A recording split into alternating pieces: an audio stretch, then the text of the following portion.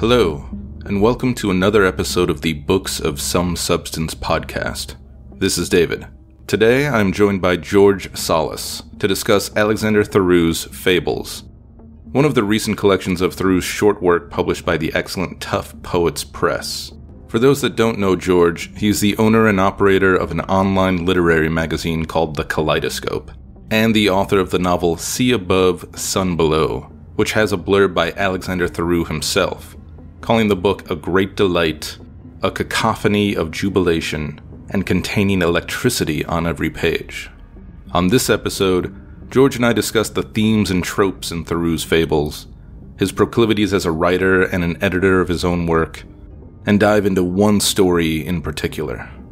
If you haven't read any Theroux, make sure to dust off your dictionaries, sharpen up your Latin and Greek roots, have a digital translator handy, prep yourself for invented and inventive language, and enjoy it.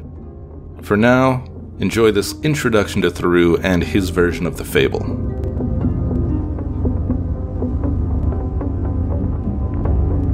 Let's jump right in, and I will ask this question because it's true for me as a Alexander Theroux novice or virgin, and someone who can't afford to find a copy of Darconville's Cat, which seems to be his major work anyway, or at least the one that's most praised. So these three books, early stories, fables, and later stories, have come out over the past 2 years, and we are reading Fables. Do you, as someone who I think is definitely more familiar with Theroux, feel that this is a good introduction to the man's work and his style? Well, you'll definitely become familiar with his style from this volume, but I wouldn't suggest it as an introduction to his work, simply because maybe some people are, let's say, intimidated by Darconville's Cat, what they've heard about the vocabulary and things of that nature, the difficulty of it.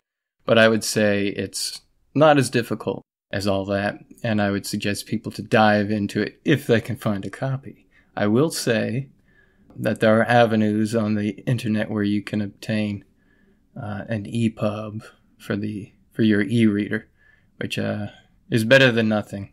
But if you can find the Holy Grail, the actual Darconville's Cat, then you'll be much better off for it. Okay. So you think Fables, the stories we're going to be talking about, you think they are not a good introduction to Theroux in general, or do you think they're... In general, I'd say go for it. If you're hesitant about reading his novels, then this could be a good introduction for you if you're on the fence. Because each story is definitely in the vein of his style. There's no mistaking it. And everything I love about Darconville's Cat, pretty much, you'll find in one form or another, to one degree or another, in these fables.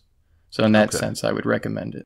And so about that style, this is my first time reading any of Theroux, and I sort of picked up on a few things. I think first and foremost is there's a use of archaic definitions of words. There is invented words. There's a variety of languages being used. There's certainly a connection to history. He's not only a lover of words, he's a lover of knowledge, and he goes into the scientific nature of things, geographical nature of things, history. It's all there because he is, at heart, a maximalist writer. And even in his little stories, you'll find maximalism. Yeah. Why don't we maybe take a look at a few of those things in the stories? Were there any lists that you particularly found amusing or interesting? There's plenty of lists as well. One of my favorites is in the first story, the Skinocephalic Waif. Gremlina, whose head was shaped just like an onion, mentions her nighttime fears. And I have the quote here. She was afraid of nixies, dangerous wishnicks, yelpies, arch-druids, onocentaurs, craxin, thwitchet snools, pea and thimble men, and crazed boars from the Urals, horned, tusked, hoofed, bristled, and befanged. And let's just say this, if you've seen the cover, all the fairies and creatures on it, those come to life. in these fables. It's just filled with all these weird creatures. That's one list. Did anything pop out for you? Yeah, I'm taking a look right now. I remember one early on in the stories that maybe we can talk about in more detail in a bit that are definitely feel more like at least the fables I was imagining in my head, these very short, poetic, almost bedtime stories in a way, although much darker and stranger. Yeah. Another thing that stuck out to me, the list of tortures. In a couple of stories, one I made a note of was in Song at Twilight, which, if I remember correctly, is in ancient China, based in ancient China. And that the list of tortures is a penchant, if you will, that echoes the infamous list of tortures in Darconville's Cat. So again, you'll get a taste of the dark perversity. It's just one among many reasons Darconville's Cat has been out of print for decades. But so I'm coming across one. There's one in the Great Weedle Tragedy, where it's listing off the cast of characters. Let's see if I can pull that up.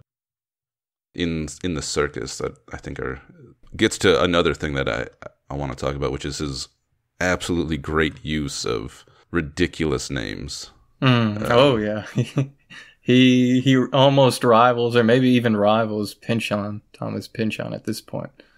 Yeah. When I interviewed him, I sent a stupid photo of myself and asked him to benight me with one of his Pynchonian names, and he called me Richard the Splash Popplebottom. So I'll have that on my gravestone. Popplebottom, nice. That's a great one. So many of the performers in the Great Weedle were famous and could already be counted on the speed roll of circus history. Fatima the Panpsychic, the Flying Negritos, Mother Crambo's Human Candle, Feetless Mr. Sickle, Charlotte Roos and her magic dogs, world-renowned King Zong the Midget, a millionaire, Dreed the Rubberoid, Grassini who stood upside down on a breadstick, and especially the great hydraulic exhibitions of Fawcett, the man who leaked from his elbow. But all of the Spritzians there's a lot of interesting names in a lot of the stories. I might as well mention the prose is so rich, as we've been talking about, and so full of life and passionate for the essence of storytelling. And that story in particular, with all the circus freaks and whatnot, reminded me of Angela Carter, and maybe we can talk about her more later. Yeah. But in particular, a lot of people talk about The Bloody Chamber, which is a great collection. But my favorite work by her is Nights at the Circus. And, okay. I've never read that. So if you love that story, you'll love Nights at the Circus. I'll recommend that to you highly right now.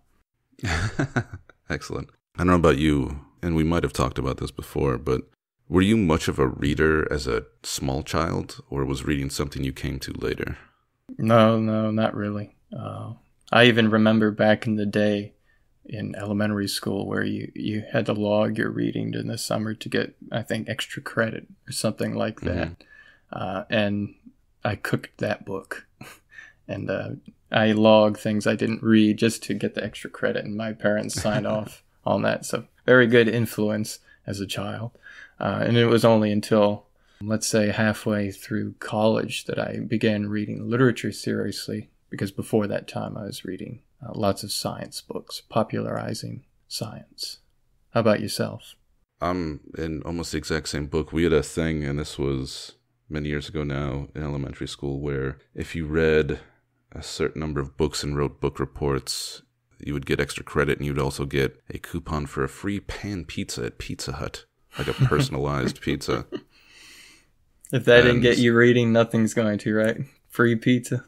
One thing it did get me to do was I invented 3 books one summer and made them up and lied and wrote fake book reports. Oh, wow. That's very Borgesian of you. Yeah. That's your origin story as a writer now? Sure.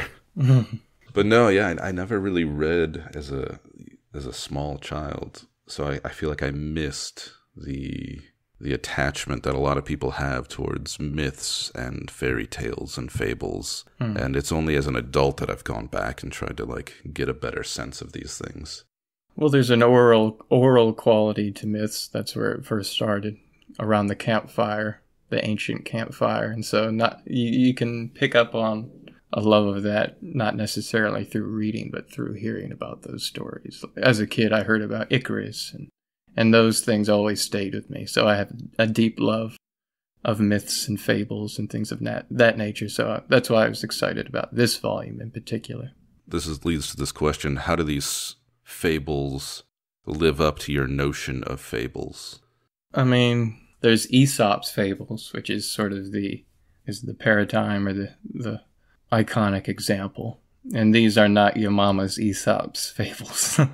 These are fables of a different cloth, as it were, chiefly obsessed with sex and violence, much like dreams. The subconscious is very much in control in one way or another, covetous of bodies, objects of value.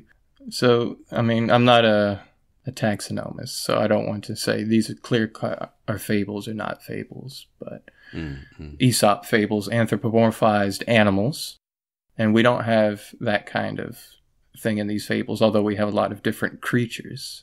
So there is the bestiary there, and sometimes it almost borderlines. It's borderline a bestiary this side of Borges, and there are no morals, because a fable technically needs to have a moral at the end. You don't think so? That was my next question, because I feel like some of them do. Not in the sense of being preachy. Yeah. At least not in my sense. I didn't get that.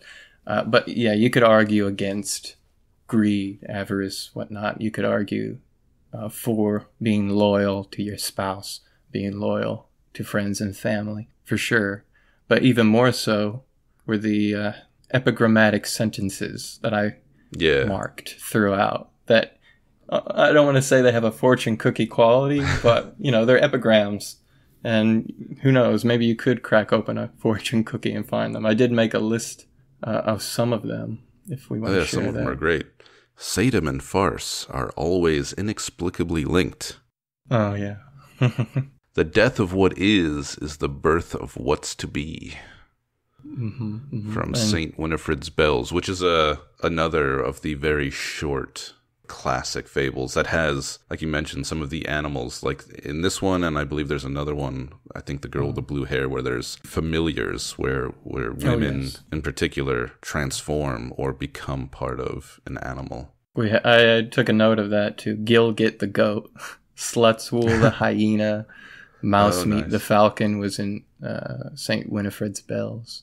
But back to the epigrams. I took a note of: we hate whom we hurt, and we mistrust whom we betray. Which one was that from? Good question. I don't remember. I just took it out. Okay. Or justice in sentence, celerity in execution. Yes, that one I remember for also St. Winifred's Bells. So even that is that's an admirable quality to have, is being able to create these epigrams. Some of which are original, some, he attributes to philosophers and whatnot. Contributing to philosophers is sort of a key part of Tell Me What Happened, which I know, I think you're a fan of as well, I'm not sure. Well, somewhat ironically, I preferred the shorter stories, the condensed ones. He could say so much or evoke so much in a single sentence. I think it might have been in Master Snip-Up's Cloak, where he simply says, "It snew," and he uses this archaic past tense of it was snowing or it snowed. And you'll find that in the longer ones, but Theroux has a tendency to repeat himself. Details of characters get repeated in a way that is a little bit on the clunkier side. And this comes from the fact that he loves going and adding things to older stories, and he'll just continually edit. And he's a bit infamous if you read Stephen Moore's collection of essays on him. He's infamous for editing up until the last second and beyond, so that even his novel Laura Warholic had some 300 or several hundred typos that made it into the print edition, the final edition.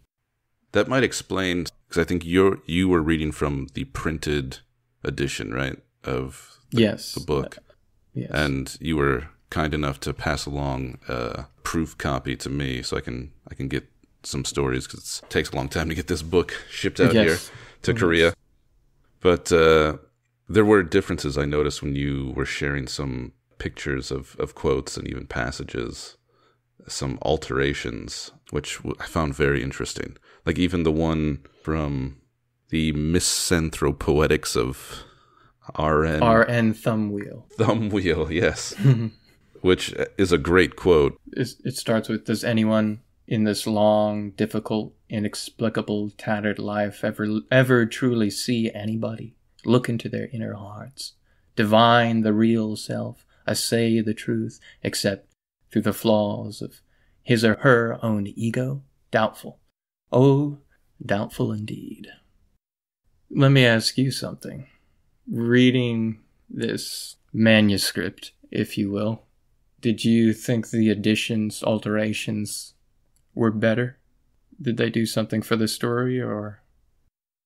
They were mostly poetic, I would say, in terms of altering the aesthetic experience as a reader. There were some instances where they added, I believe it was the Song of Twilight, the Fable of Ancient China. It seemed like a lot was added to sort of kind of flush out some of the character and history of the story. But for the most part, what I saw in the changes was adding a bit more flourish to the writing. And unfortunately, that's where we get the typos and the repetitions that maybe he forgot he mentioned this earlier, etc. But on that note, and a lot of people criticize Alex for this. I'm not going to give my opinion exactly, but I will give a devil's advocate defense for it that I found in the story, The Oxholt Violin, on page 38. And it mentions how Arabs put mistakes in their beautiful rugs for a reason. It's because only God can create perfection, whereas human beings are imperfect. And it goes on to say that artists have for millennia deliberately introduced flaws into their works, only to remind themselves that defects are an integral part of being human. Imperfections we have inherited from Adam, blemishes describe us, faults define, they bless us in a way. So, for better or worse, there's a defense of his tendency to edit until the last second and beyond. Nice. It's a very well written defense to something that, like as a teacher with a new class, and that's usually I'm teaching adults, like I'm teaching teachers about how they can prepare for something. And I will jokingly say, if you find a mistake in this PowerPoint or in this handout, that was me testing you. When in fact, it's me scrambling to make last-minute changes to try to make something better. So next time you can mention the Arab rug. That's right. There we go. Well, and you also mentioned how he adds more and more backstory or history, facts. He's a big fan of trivia. He's been severely criticized by Stephen Moore for that. He wrote Einstein's Beats, which is an examination of food phobias, about, 1,000 pages or more. And then, of course, his color books, Primary Colors, and it's basically a collection of, I don't know how you would describe it, just the way people view colors and things of that nature.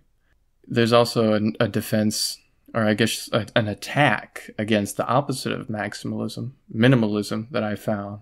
And this kind of goes back to what we were saying about the epigrammatic nature of the stories. But this is a long epigram. It says, a taciturn or brusque individual inevitably believes that in his silence something profound is implied, of unvoiced depth, that in the brusqueness he is saying more, meaningfully more, that in the gruff and arrogant curtness he presents what is left unspoken, indicates wisdom.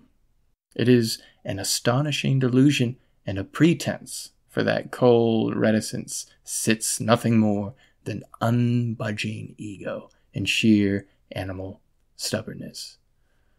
That could be seen as an indictment against minimalism and another argument for continually adding and adding things to each his own, right? Yeah. So you mentioned that you found the shorter stories better, and I tend to agree with you. I think the ones early on in the collection, and a few of them I think were also published quite early in his writing career, if I remember correctly, as standalone books, short fables that were illustrated. The first few of them, The Skinocephalic Waif, The Great Weedle Tragedy, and I think Master Snip-Up's Cloak, and they came with beautiful illustrations and whatnot. Again, more things that are just sorely neglected and in need of a reprint for the love of the Egyptian god Tot. Reprint these. So those stories get at my perception of a fable better, which is that they're these small narratives that are intended to teach some sort of moral lesson. And like you said, they're not explicit in any way. They're very subtle, and they're mostly examples of, I guess, the cruelty of humanity in some ways. Oh, yes. Theroux is a known misanthrope, and I don't blame him. Yeah. Was there one of them in particular that you found, I don't know, most appealing? I just saw in my mind sort of three different kinds of stories within these fables. It's the pure fable in the sense that it's very condensed. It's like a shot injected into you. And then there are the long ones that are a bit, you could say, long-winded and kind of lose the thread, at least in the sense of being a fable. And then there are the poems with the traditional rhyming schemes. Those didn't really appeal to me too much because I'm not a fan of rhyming poetry. I don't know why. Maybe it harkens back to some trauma in school or something where I have to be forced to read Wordsworth and whatnot. But they're fun to read aloud, I will say that. And so no one particular fable stood out to me. Just the ones that were really short, I really love. The ones you mentioned that were illustrated and whatnot. And they're so short, they're, no more than 4 pages, so you could just read a bunch of them in one sitting. It's like eating candy or something. Smiling and swooning over it. Just the love of language that, as I mentioned, harkens to The Bloody Chamber by Angela Carter, and of course, Salman Rushdie. The magical nature of things, the humor of the characters who are just outright caricatures, either very malevolent or paragons. And that love of language is maybe because in shorter bursts it feels more interesting at times, and he doesn't get to the repetitive stage. And maybe that repetitive nature is best in longer books because there's space in between the repetitions. I'm not sure. Well, one theory could be that he didn't really mess with these fables, I don't think. The short ones. He perfected them early on in his career and has not touched them. But the other ones, I don't know how old they are, but he's been fiddling with them perhaps a bit too much. And that might be why. Maybe we could talk a little bit more about vocabulary. Did you have a list of... One thing I wasn't able to do was to increase my list. So I have 1, toxin. But I also wrote out here some of my thoughts about the nature of his vocabulary. Yeah, I think the nature of the vocabulary is a good thing to sort of get into because I found that I needed a dictionary. I needed access to one. And not always was it helpful because, especially in some of the fables, like I think the Ragby Cars, there's a few other ones where the language is very Joycean. And it's he takes a prefix from this word, combines it with a suffix from this word. Maybe there's play on the history or etymology and it uses some of the nature of the French or the German. So yeah, there's words that I couldn't find meanings to, including the title of the first story that you mentioned, the Skinocephalic Waif. Like part of that word. Cephalic. Cephalic is like of the head. Exactly. And here's the thing. As you said, you can he puts a prefix here and whatnot. you can deconstruct these words and then glean and create your own meaning, just like he's creating his own words. And he uses them with such precision. It's not willy-nilly, that you can glean the meaning from the context. And with the waif, the skinocephalic waif, the context is this waif who was born with a head that looks very much like an onion. And so you can imagine that word means having an onion head. Yeah.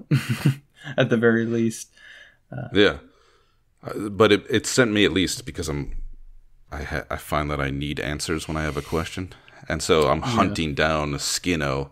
I'm like, oh, where does this come from? And I like just, which is the fun. The attempt is something Theroux will very much appreciate, because I don't think he doesn't write for the reader at all. And he begrudges lazy readers. He begrudges publishers who don't take risks. He begrudges agents who are on a perpetual lunch break. So I don't think he's trying to make it easy in the sense of the context clues, but it just goes back to how precise he is. He knows the root of the word and then some. We think of verbosity or the stupid phrase purple prose. When we think of that, I think, or at least imagine, a lot of people think about polysyllabic words, or to emphasize the point, sesquipedalian words. But he knows those for sure. But I think what enhances his prose along with that are the archaic words that are one syllable, even just two syllables, that cause the reader to do a double take. Wait, what is that? And they're technical, they're archaic in nature, sometimes both. So you don't need those long words. You can, one example is toxin, not with an X, but with a C, S, toxin, which it comes from the French, and it refers to an alarm or a signal. And that's just one example of the archaic words. And I mentioned the archaic past tense of snowed. Yeah. And you mentioned going down and trying to hunt in the dictionary. I'm trying to remember the source of this. I think it actually might have been an exchange between the protagonist, Alaric Darconville, in Darconville's Cat, and some woman, like an old woman. I can't remember exactly. But she asked, or it might have actually happened in real life. See, fiction, nonfiction, blending together. Someone might have asked Theroux himself, how often will I have to use the dictionary to read your book? And he said, well, that depends on how often you've used the dictionary up until now. Yeah. But speaking of archaic words, the very word fable has an archaic verb form, which was used to just mean to tell a tall tale. And so there's a way of reading the title as just the verb in the present tense, as just telling tall tales, which is interesting. And as he said, these heighten these archaic words and heighten the fables and add an otherworldly effect to them. Not to mention the Pinchonian names: Father Facemire, Sister Bedwide, Captain Birdseye, and a eunuch named Dick Broadhead. Yeah, the character that's from Queen Gloriana's Revenge, which has just a ton of names. Like you mentioned, the pet hyena Slutswool, the crippled abandoned son Faucetwater, Wheeldex the servant, Gropequint the dwarf. The dwarf. Yeah. It's just delightful. Full of that sort of playful language and a kind of storytelling that feels apt to the title of fable, that they put you in a different time and a different space altogether. I think most of the stories take place in the Middle Ages past, or far in the past. And he does that a lot, where he'll start a story with like, it was England in 1495, and then from there just jump into the story. So like he quickly sets a time and a place, and then you're in.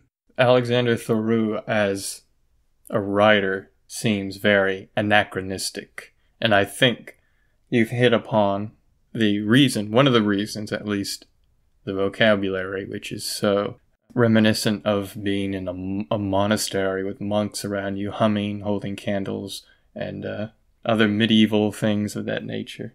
That's the vibe you'll get when you read Darconville's Cat. Just an author who's been supplanted in another time where he doesn't belong. And maybe if he had been born the 20th century or the previous century before, he would have found his readership. But as it is, at least we're here talking about him. Yeah. You mentioned the being in a monastery as a monk, and that's something that is, you can kind of see an author's interests in the repetitions, and that the sense of being alone and at peace, and the ability to work quietly in one's own space is like this through line. There's a line, I'm just looking at it now. Aloneness is nearer God. This is when the court mandolin player that flees Gloriana, traveling the earth, trying to find peace before he's murdered.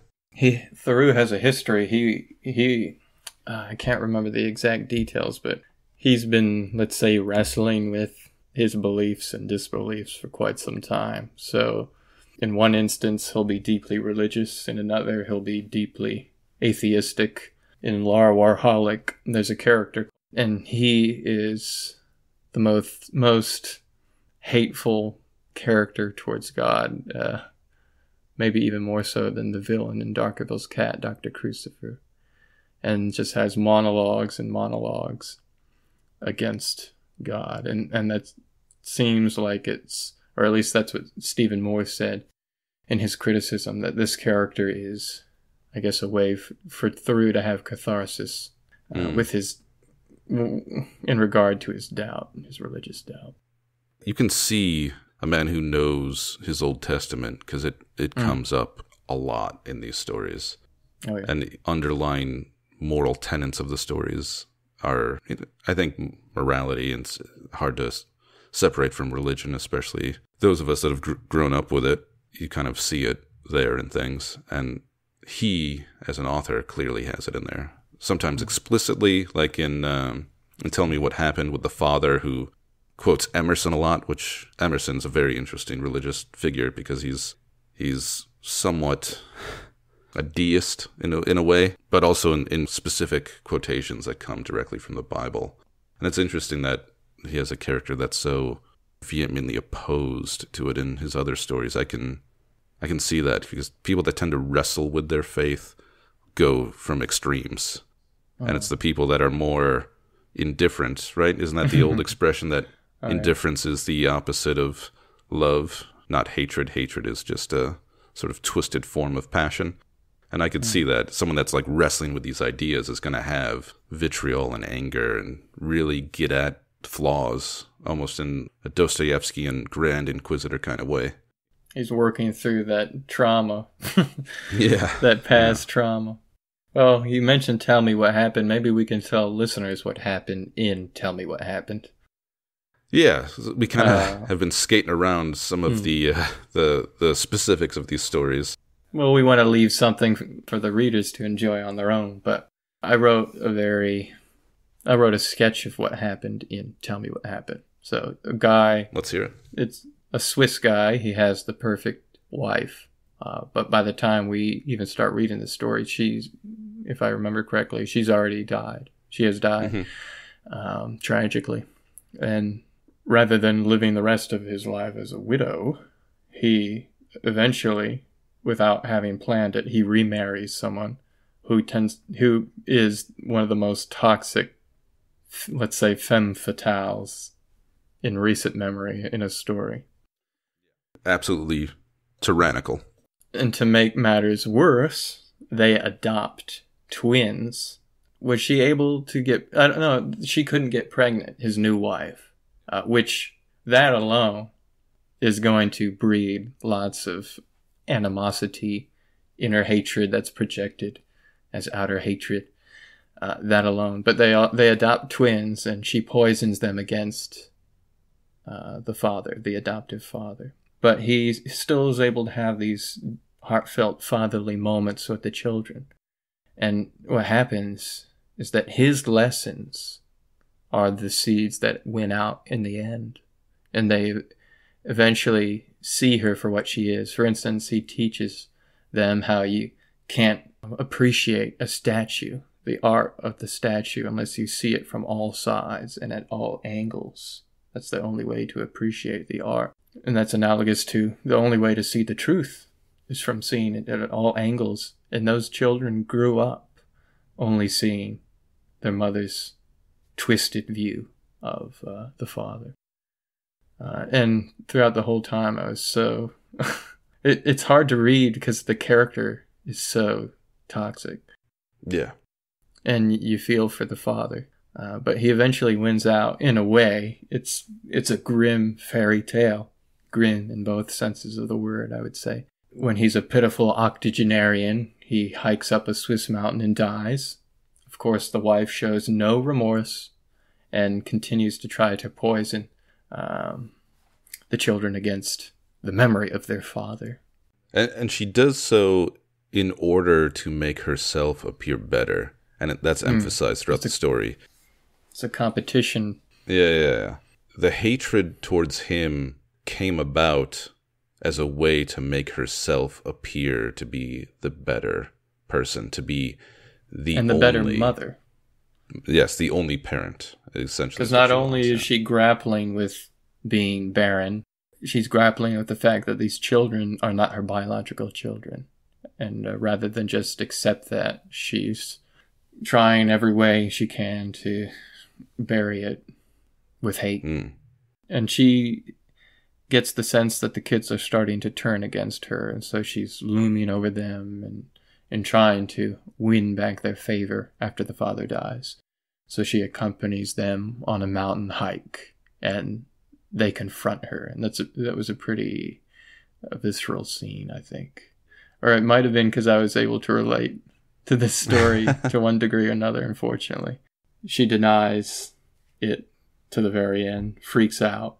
And throughout the story, it mentioned that one of her quirks was stomping her foot like a cow or something when she's angry, which is all the time. She stomps her foot on the mountain, and I guess it causes an avalanche. She disappears, falls to her death. The children become orphans, because everyone's an orphan in these fables. So yeah, happy ending, I guess.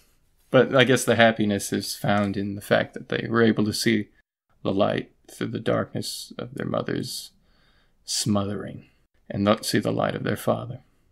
Yeah, if any moral is here, it's kind of what you just hinted at. It's the sense of enlightenment, no matter how delayed. Oh, absolutely.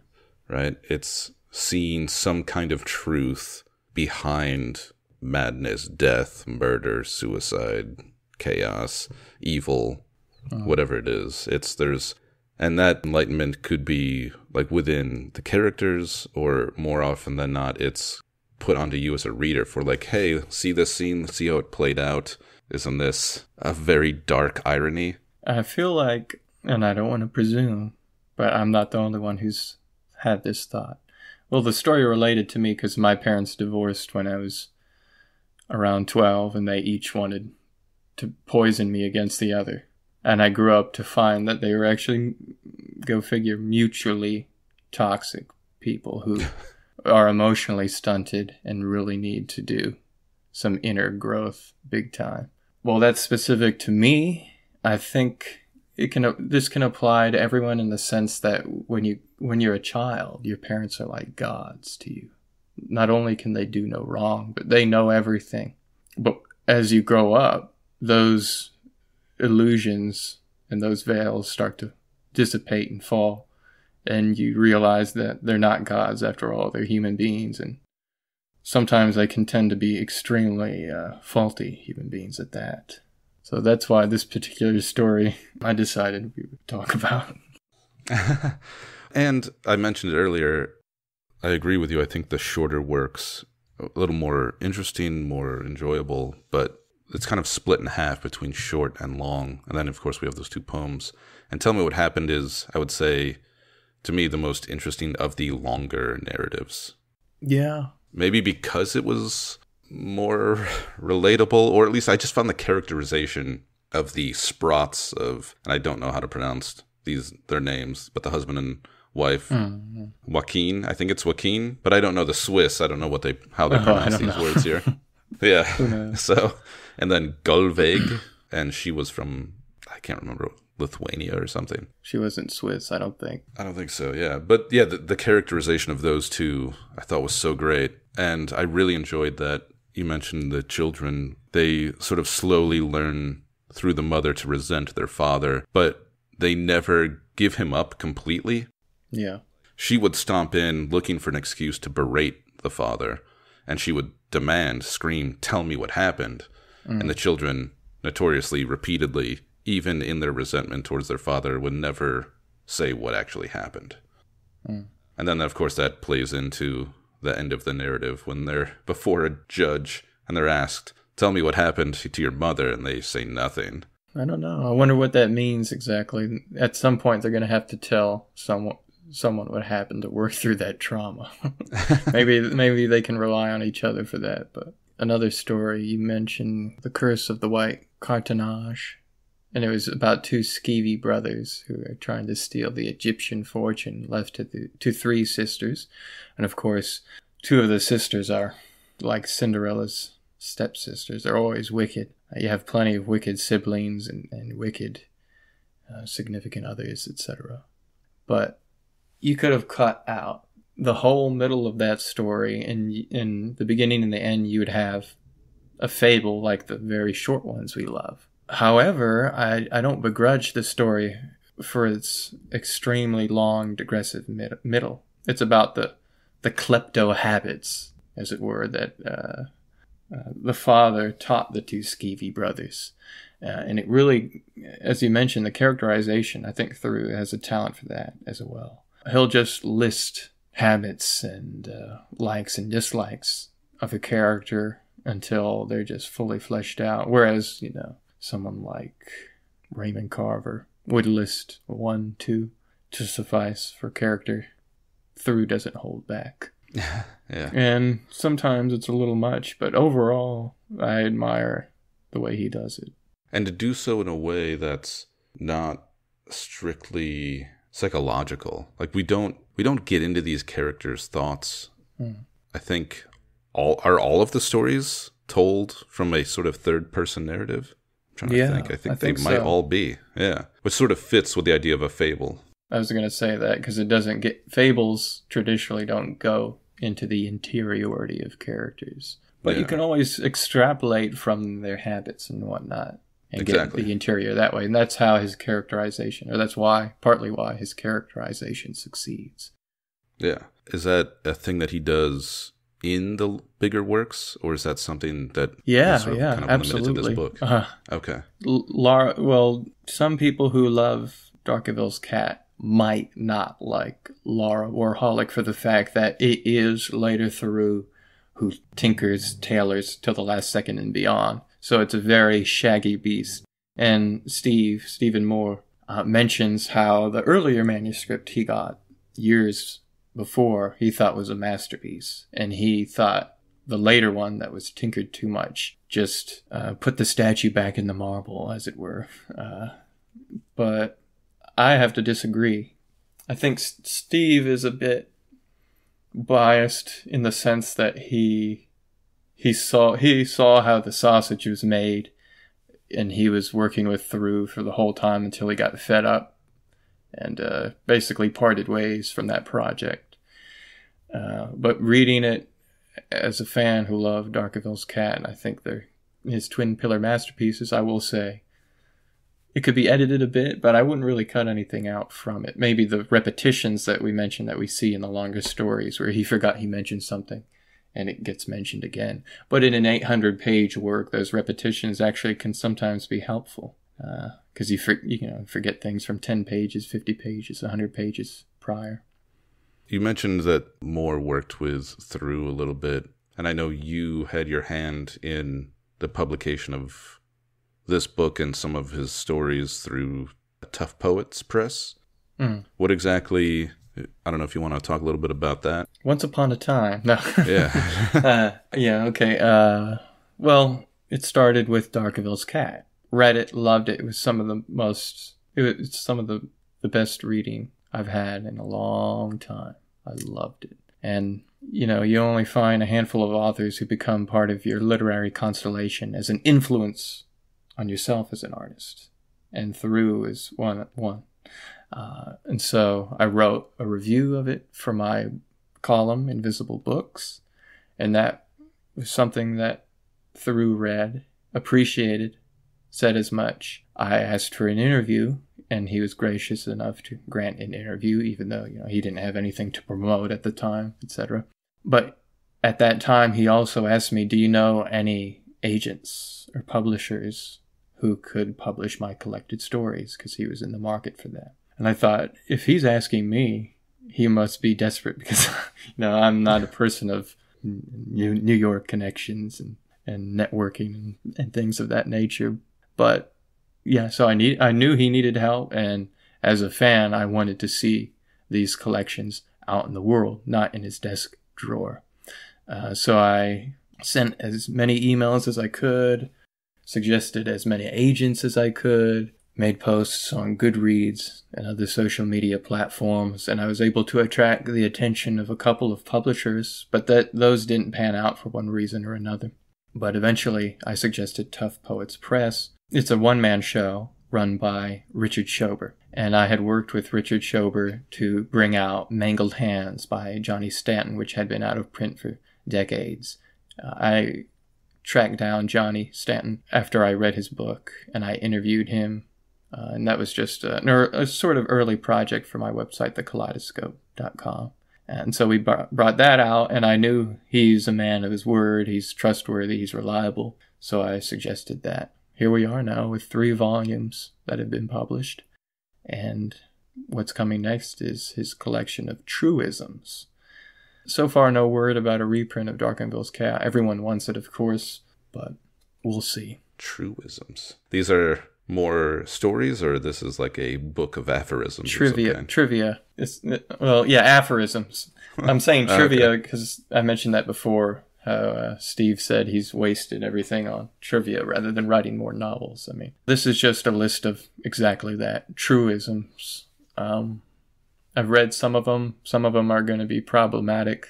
Okay.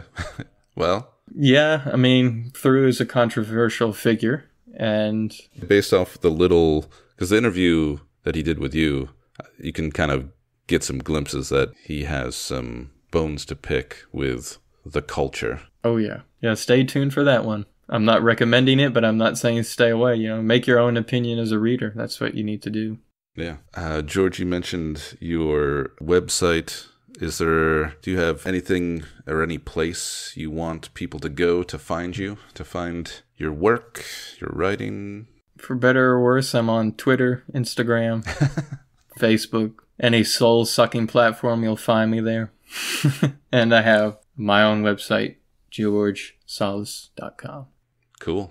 Thank you, George. It was a pleasure. Thank you so much. Always a pleasure. And I hope the next time we talk, you'll be on my podcast, the Collidescope podcast. Sweet. Me too. Thanks for listening. To find more information about George, you can check out his website, georgesalis.com. And make sure to visit thekaleidoscope.com for book reviews and interviews with great authors, including Alexander Theroux.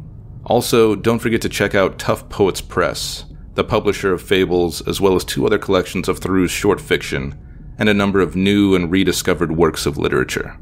For books of some substance, you can follow us on Instagram and Twitter at booksosubstance, or visit our website booksofsomesubstance.com. Until next time, happy reading.